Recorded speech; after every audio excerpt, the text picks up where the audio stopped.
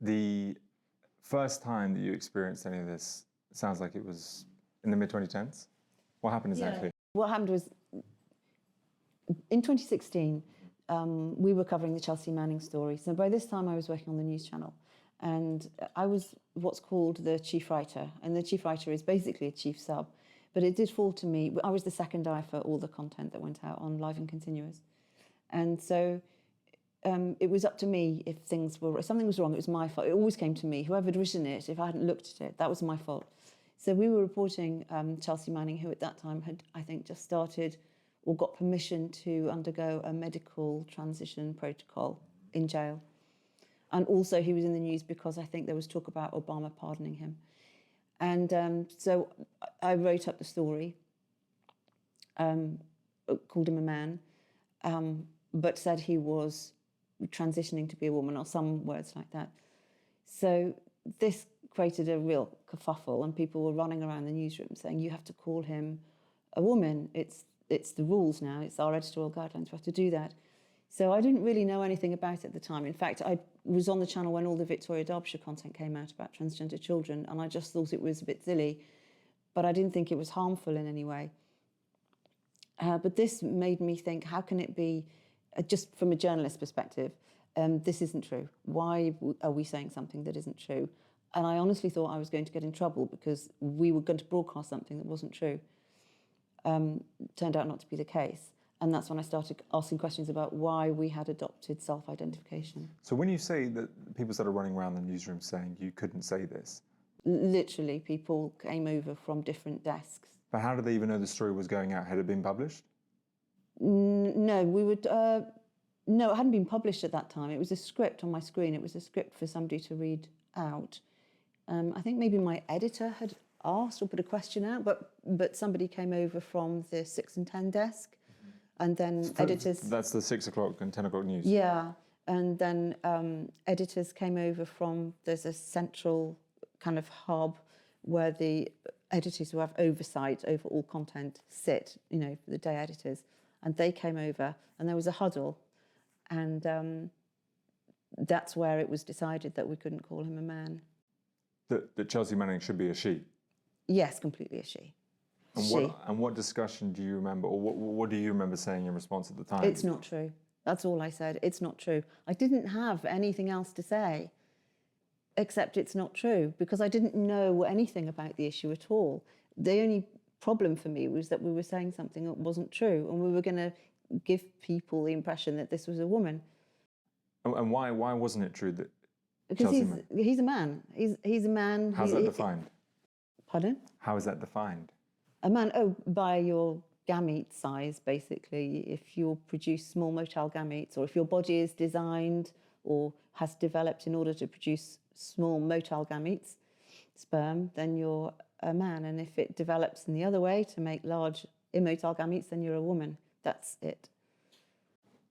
Why is that the way it should be defined? Because that's the way it's always been defined? Or there are others that obviously believe in other definitions of what makes a man and a woman. Why should we believe in that? But none of them are coherent. If you want to say... There's only one other way of really describing or defining sex, and that would be to say that it's defined by the brain, which obviously that's not true. There's no possibility of having an opposite-sex brain. I mean, sex is real. There are two different kinds of human beings. There are men and there are women, or there are males and there are females. And if you don't define them as by biological sex, then you have no definition for men and women at all. I mean, this is what the Supreme Court judgment said in April, was that you cannot have cohorts of... This is really complicated, so you're going to have to edit this. But that's all right. This is what was decided in the Supreme Court judgment, which is that you need clear cohorts when you're talking about men and women. You can't have definitions that cut across two different cohorts. They have to be mutually exclusive. Of course. Which you're saying other definitions aren't? No, I don't know. I can't think of... What other definition can you think of? Well, I think the definition that a lot of people would point to, that indeed was the paradigm for much of the last 8 years, 10 years, has been the idea that you can identify as one or the other. Yes, but if you're identifying as say if you're identifying as a woman, you need to have a definition for the word woman. So you can't, and if your definition is that you identify as a woman, that's entirely circular. I know, but remarkably, some would say, that has been the paradigm until the Supreme Court decision, and in many ways still remains the paradigm in parts of society. It does. I don't know why people ever took it seriously. I honestly don't. So when back in 2012, 2013, the BBC was approached by a group of activists who then had meetings with all sorts of news outlets, including the BBC, and they advised them that this is what you should do, this is how you should refer to trans people. So when is this, and who are we talking about exactly? Is this all about trans or other groups? This is all about trans, but All About Trans is an offshoot of Transmedia Watch, and it was given about 20k by the seed funding by the BBC and Channel 4. So it was an activist group, a transgender activist group, given seed funding. And when is this? This is the early 2010s? Yeah. This is before your Chelsea Manning moment? 100%. I didn't know this was happening. Yeah. So it was about 2011, I think, the funding was decided. It was called Transmedia Action then. Yeah. And then it changed its name to All About Trans, which makes it extremely difficult to Google. And then they devised a sort of system of campaigning where they would go into media organisations and say, you're going to talk to trans people and get that lived experience and find out what it's like to be trans. So, which is, it's fine. They never did the same with us, even though we did ask. But at some of these meetings, they advised important people how they should be referring to trans people. Now, the BBC says that didn't influence their decision, then that just out of nowhere they suddenly decided that they would put preferred pronouns and self-identification in their style guide. However, it did happen in 2013. November 2013, it was written into their style guide. So a couple of years before the Chelsea Manning moment, the style guide has changed. You don't realise at the time that it's changed. No. And it's changed as a consequence, you're saying, of lobbying by these trans groups. Yeah, I think it was a result of that lobbying. I mean, the BBC says it wasn't. How did the style guide change into 2013? It adopted preferred pronouns. This is how we refer to. It said all sorts of things, but basically it said if there's somebody is a transgender woman, it introduced the term. Sorry, in all sorts of ways, it introduced the term transgender woman as referring to a man and transgender man as referring to a woman, and it said how do we refer to them? We generally use the pronouns which they prefer. So it's in some ways surprising that the Chelsea Manning story didn't come up, 2 years earlier. I mean, someone else didn't. This was there from 2013 onwards. It was, but there just wasn't the attention around. I mean, if you remember in 2013 as well, I Am Leo came out, and that was, for some reason, that seems to have gone slightly under the radar at the time, and accepted as a sort of normal piece of children's broadcasting. What was it? And then I Am Leo, so in 2013, I Am Leo came out, and that was a story of a girl who was transitioning, inverted commas, into a boy. And it was a very shocking piece of programming, much of which has now been taken down. Where was it broadcast? On the BBC. Right. It was a CBBC programme. Right. Some of it, I think a couple of programmes are still up on a YouTube channel. But it told the story of how this girl was starting to take testosterone. Polly Carmichael, who was then head of the Tavistock Gender Identity Service, was interviewed. And there was no conversation or reporting around the kind of health impacts that such a medical protocol could have on a young girl. What is the next moment in your story, if you like, where you start to think, because this is the moment you've suddenly become awakened to this issue. So what happens next? When do you start thinking? So I wrote then to emailed a very senior executive in the BBC, and I said, are you aware this is happening? This isn't true. This has snuck its way into our style guide. It's not true. It's inaccurate. We're misleading people. And I thought the response would be, do you know what? Bang on. We'll have a look at this again. But the response came back, we're happy with this. This is the way it's going to be. And then I just continued to, I tried to find colleagues at the BBC who agreed with me. How did you do that? It was hard. I went on X, I got an anonymous X account, and I checked out what people were saying, people at the BBC. You can generally tell when somebody is a little bit gender critical. There are clues. Nobody can say it, but there are Masonic there are clues. signs. Yes. I have to say, eventually, I did later on. I did have to go fully public in my BBC account on X to find other people, because it was very hard. You couldn't speak about it in the BBC. You couldn't talk about it on any forums. You couldn't. It was impossible to find people. I think it still is at the BBC. And I don't criticise like my colleagues on the desk. We often had like really, when people talk about groupthink, I don't think that really applied where I was working. That people would have really robust debates, but there was a sort of silence around this particular issue. It was very hard to raise it. That's interesting. So you're saying in general at the BBC, there's actually much more internal discussion than maybe some people think. But over this issue, it was a cloud of sort of conformity. Yeah, the Overton window was closed. You really couldn't raise it. You couldn't say this is. Well, you couldn't say, for example, which I think if you medically transition your child, it's abusive. That was an impossible thing to say. I mean, transphobia was already becoming a thing that you didn't want to be described as having. It was like a terrible thing to be described as transphobic, because it was attached to being homophobic and being generally extremely regressive in your outlook.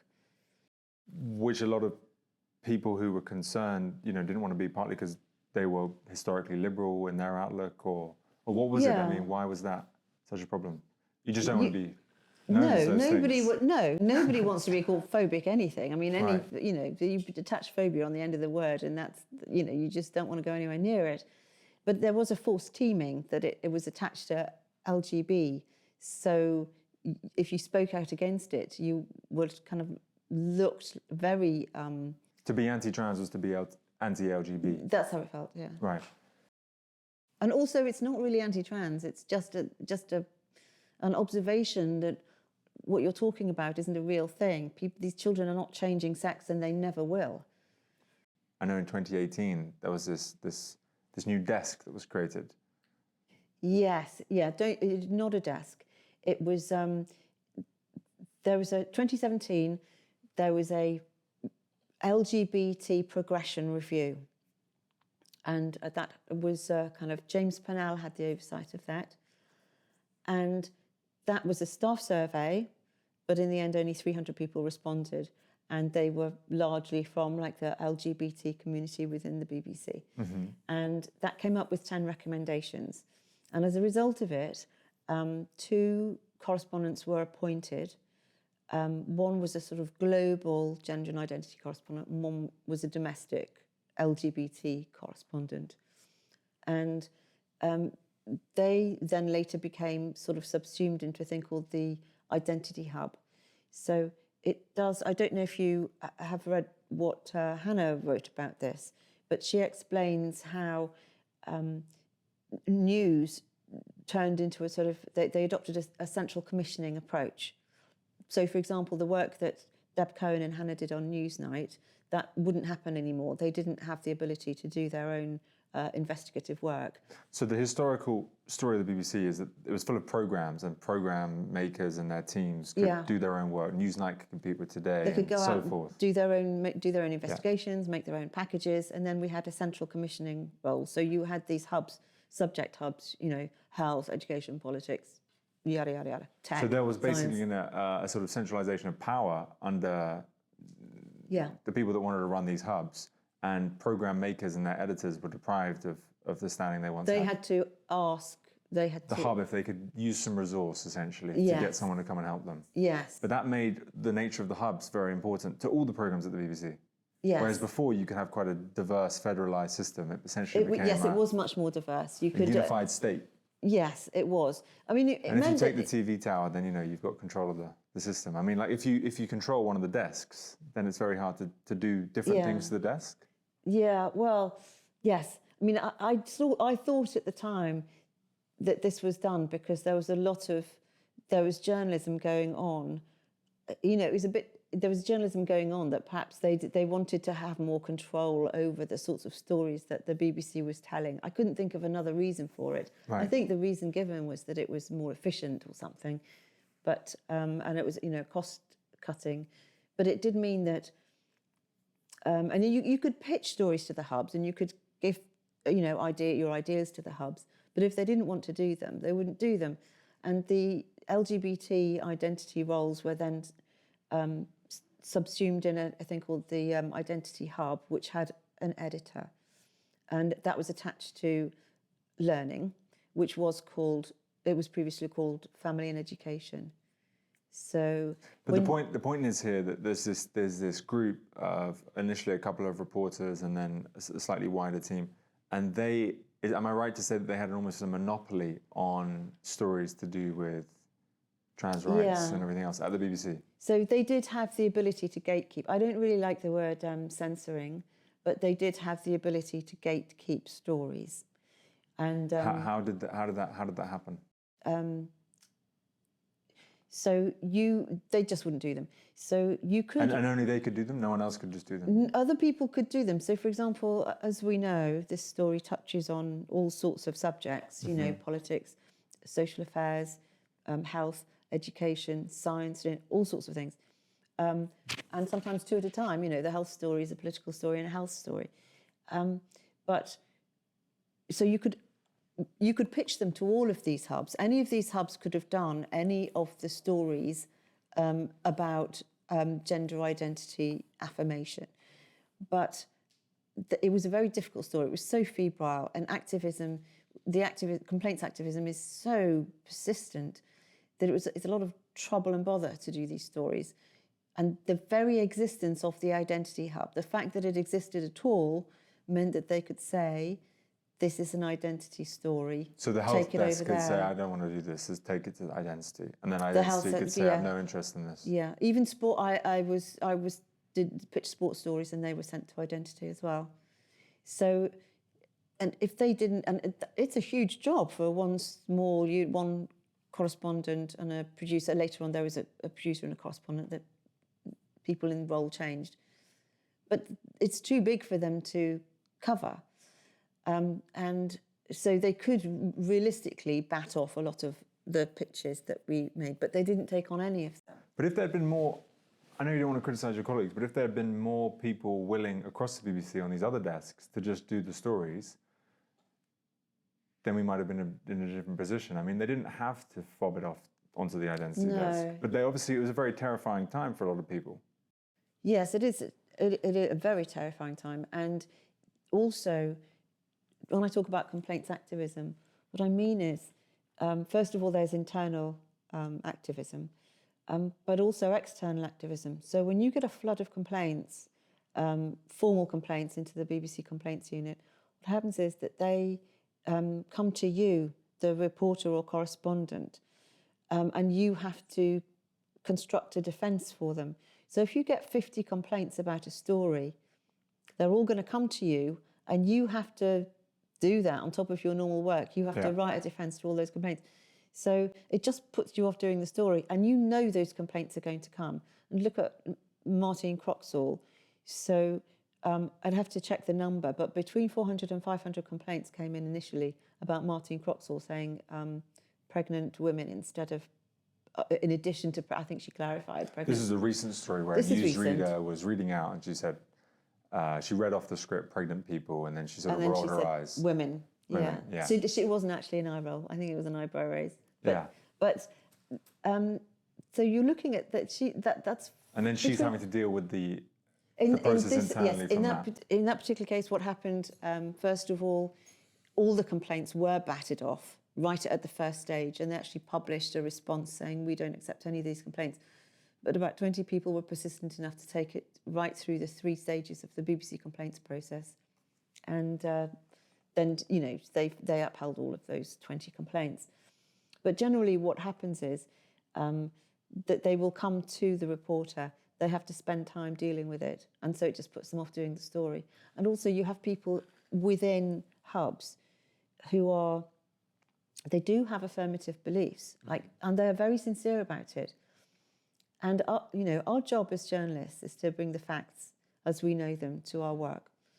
So if you most sincerely believe, if we use as a shorthand for gender identity belief, if we use trans women and women as a shorthand for that, if you genuinely, sincerely believe that, it is your actual job to bring that to the desk. And you think you're doing the right thing because you believe it's a fact. So you will bring it to work. And nobody was telling people not to do that because it is just a belief. And you can have that belief and that's fine. And we ought to platform that belief and that's fine. But we ought to fact check it. And we ought to be clear about what's true and what isn't true. But I think this is where it gets so difficult because you talk about facts, you talk about truth. For many people, it's not clear what the basis of truth or fact in this debate is because it's all so definitional. And it's really a question of whether you believe in this definition or that definition. Well, I think, no, I think it's empirically and necessarily true that sex is not determined by the brain, that you can't have an opposite sex brain. It's empirically, you can look at science, empirically, it's true that there are men and women and these are the differences between them and you can't have an opposite sex brain in your body. Your brain is the same sex as you are. I just asked Robert Winston. Who famously said so on Question Time and has not been on the BBC since. So, and it's necessarily true because imagine if you identify a uniquely female trait in a brain. So imagine if you say, now we have identified that wanting to breastfeed a baby is a uniquely female trait. And we have now found it in a man's brain. Therefore, that means that is a female brain. He said, what it really means is it's not a unique trait anymore. It's a shared trait. So it's necessarily untrue that you can have an opposite sex brain because you need a definition of female to start with before you start talking about brain traits and female or male brain traits. Is that confusing or is that clear? You need a bit. I just think it's an issue of critical thinking. I guess for some people, so much of the debate became about sexual organs rather than gametes, and then people start saying, well, people can be born without them, or they can be this, or they can be that. I mean, why was that all a sidetrack to what the debate should have been? I don't know. There were obviously activists quite high up in the BBC who didn't want, they still don't want to publish those fact checks. And it would be very straightforward to do it now, and they still haven't done it. So I guess what's so stunning about hearing everything you're saying is the BBC, at that point nearly 100 years old, has existed throughout this entire time to inform, educate and explain. And the principle of impartiality, was reiterated every month, year, day that the BBC was brought up, and the idea of balance was reiterated. And you're telling me that for 5, 6, 7 years, at that point, there's been a total failure and a sort of internal terror over the issue of how to discuss sex and gender. Yeah, I think there was. And there's no interest, seemingly, by those higher up in the organisation to do anything about it. And in many ways, they were the ones perpetuating the system. Yes, I mean, I will always blame those higher up rather than the people that I was working with. Because they create the culture, they create the guidelines, they allow certain groups to defeat other groups. Yeah. I mean, sometimes I feel that the people who raise concerns, I think there's some sympathy higher up as well, but, I know there definitely was. But sometimes I felt like I was a bit of and others who raised the issue, and I'm sure there were others in other parts of the BBC who raised it too, and you feel like a bit of a human shield. It's like, I shouldn't have to do this. This is really difficult for me. People are complaining about me all the time. I'm always having disciplinary meetings with my managers. And you need to get a grip on this. You need to stop using your frontline journalists as human shields in this. It's just not fair. So we're talking about the BBC initially of Tony Hall and James Harding as news director, and then later the BBC of Tim Davie and eventually Deborah Turnus as news director. So, throughout that entire time, either they didn't know or they were allowing this system to evolve to the point where no balance was being provided. It wasn't being covered impartially. Deborah Turnus was, I think she was really forward-looking on it, and she was very, she behaved like a proper journalist about it, as far as I can see. Okay, so things started to change in recent years under her? Things had started to improve, yeah, under her. In what way? First of all, the tide was stemmed of affirmative content. So if you look back at there's a lot of archaeology going on at the moment across social media of the kind of appalling examples of bias and people being no-platformed, trans activists being allowed to veto content, stupid stories about men going to feminization workshops and Marvel transgender superheroes, absolute like nonsense guff. Whereas our side of the story was considered niche, and they ignored all those stories about women being attacked at meetings and the difficulties that people were having with transition. Still haven't done they still haven't done a proper detransition regret story. That sort of thing. All those other stories are being ignored. And if we just think about what is the BBC's news output? I mean, you've obviously got on the radio, you've got Today, most importantly, also then Watto, PM, ultimately The World Tonight. So you've got these bulletins throughout the day that are influencing people. Yes. Today, most of all. On the TV, you have the 6 and the 10, and before that, the 1 o'clock news. Yes. So these bulletins throughout the day. But then perhaps most importantly of all, you've got the BBC News website. Which is read by, I don't know exactly what the number is. Global reach. But not only global reach, I mean, it's by far the dominant site, as we all know, in the UK. Yes, it is. And you're saying a lot of the stories in the late 2010s that you guys found most, the gender critical people found most egregious were spread all over that website. Yes. I mean, in some sense, that was the most prized real estate of all, because that's what most people who are under the age of 40 probably engage with on the BBC. And that was the website. That was the place where most, for example, you would get stories on the website that obviously you wouldn't get in broadcast content because they were too small to make it onto the news. But so that was a lot of court cases. Right. So you had kind of male sex offenders described as women a lot, or male offenders of any kind described as women. But that was, and then you had a lot of local, the BBC local outlets reporting affirmative stories, some of which were real safeguarding concern. Right, it's not just the national aspects of the BBC, but you mean, of course, there's local channels all over the place. Yes, yeah. So, and many of which I think you've talked about before were sort of infiltrated or influenced by meetings with certain organisations. So yeah, when All About Trans did have their little campaign of interactions with everybody, which went on from about 2012 or 13 to 2016, they did do big programmes. They did Newsnight. They spoke to the head of News Online, but they also went into lots of regional offices and regional newspapers, all outlets. The BBC, at all times, I have to stress, the BBC was not alone in this. They spoke to everybody they could. That's maybe the key thing to understand here. The fundamental story is that in the early 2010s, trans rights activists went into all sorts of organisations all over the country before this had been turned into an issue, if you like. Yes. And they very successfully, for several years, got to influence a lot of people as to how they should go about thinking about this issue and conflating it with being gay and everything else. Yeah. And that all then started to seep into the coverage and things like the Stonewall Employer Index and everything else. And then it took until really the late 2010s for a sort of counter movement to start to build. And now in the 2020s, it's the tension of the two sides playing out. But I mean, is that the arc that you see too? That's roughly the story of what happened. And so... At the BBC most of all. Well, the BBC is the most important. I mean, right. Yes, it happened everywhere, but the BBC has, with great power comes great responsibility.